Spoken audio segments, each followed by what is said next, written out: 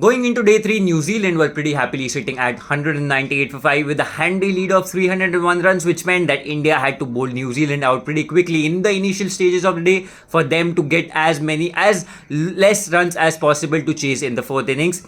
And New Zealand started decently, to be honest, but then wickets kept falling at regular intervals, and India chipped in with those wickets. Ravindra Jadeja getting into the act, though quite late into the match, as he has not got that much success with the ball in this Test match.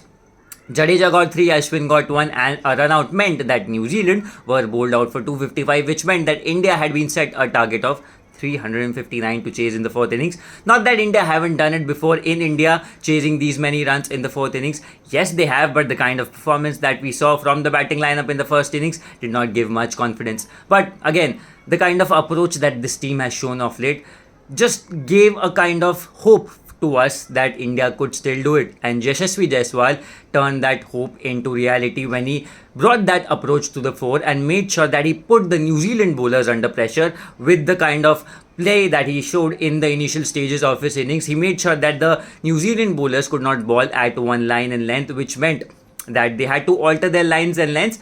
And Yashasvi Jaiswal pounced on those mistakes as well. Yashasvi Jaiswal was scoring at more than a run a ball, which meant that India was still in the hunt, though they lost Rohit Sharma pretty cheaply. And when at the stroke of lunch, Yashasvi Jaiswal was joined by Shubman Gill as well, and they both seemed that this chase was still on and it could be going towards a thrilling end.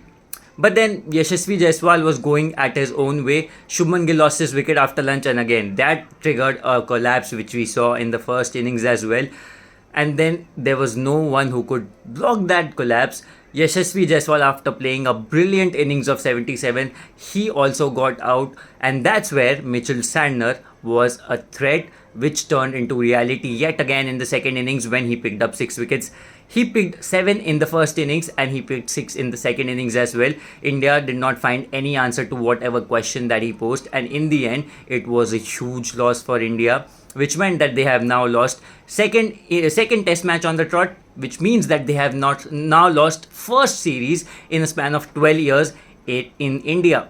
That's a very, very big record that they held for a long period of time. They won 18 consecutive series in India, but now that record has been broken. And it's a very, very saddening thing for the Indian fans that this record has been broken, and the fact that New Zealand has come to India after a loss at the hands of Sri Lanka by 2-0, and then they have come to India and defeated India in 2 consecutive test matches. But we know all these things happen. This is just a phase that the Indian team is going through, and this team has shown that they have the capacity to bounce back strongly, and we hope that come the game in Mumbai, we will be able to do that positively, and this Indian team will bounce back and play for pride.